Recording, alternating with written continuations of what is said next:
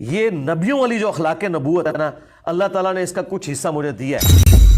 اخلاق نبوی کی باتیں کرتے ہیں علی انجینئر مرزا صاحب، میں اس پر گفتگو نہیں کرتا، بس صرف اتنا کہوں گا کہ ذرا اخلاق نبوی کا جس نے دعویٰ کیا ہے نا، ذرا آپ اس کو سن لیجئے۔ حدیث تو ایک محلے میں اتنے پاگل کتے نہیں ہیں کہ جن کو کمیٹی والے مار دیتے ہیں، اتنے شیخ الحدیث پاکستان میں گھومتے پھر رہے ہیں، لیکن مولویوں نے دھمکی دی کہ ہم یہ کر دیں گے وہ کر دیں گے، یہ ڈھیلے پڑ گئے۔ حالانکہ یقین کرے کتے کی اوقات نہیں مولویوں کی، کچھ نہیں کر سکتے۔ مجھے بتاؤ یہ دو بھائی لاہور کے کتنے عرصے سے کتے کی طرح بھونک رہے ہیں؟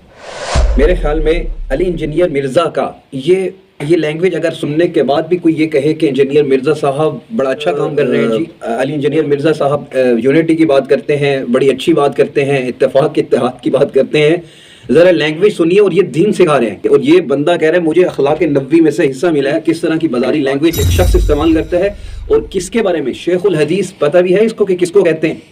احادیث پڑھانے والے لوگوں کو یہ کہہ رہا ہے، اور اس طرح کی مثال دے رہا ہے ان کے بارے میں جو لوگ احادیث پڑھاتے ہیں، جو اللہ کے نبی صلی اللہ علیہ وسلم کا فرمان پڑھا رہے ہیں، ان کے بارے میں یہ جملے علی انجینئر مرزا صاحب کے ہیں۔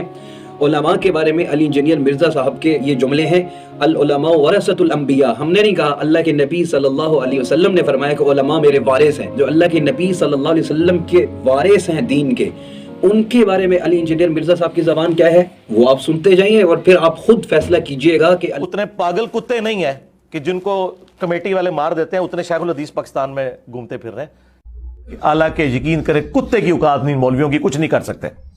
مجھے بتاؤ یہ دو بھائی لاہور کے کتنے عرصے سے کتے کی طرح بھونک رہے ہیں؟ علی انجینئر مرزا صاحب کون ہیں، کس مزاج کے ہیں، اور کیسی ان کی تربیت ہے، اور اپنے اسٹوڈنٹس جو 8-10 اسٹوڈنٹس ہیں ان کی کیا انہوں نے تربیت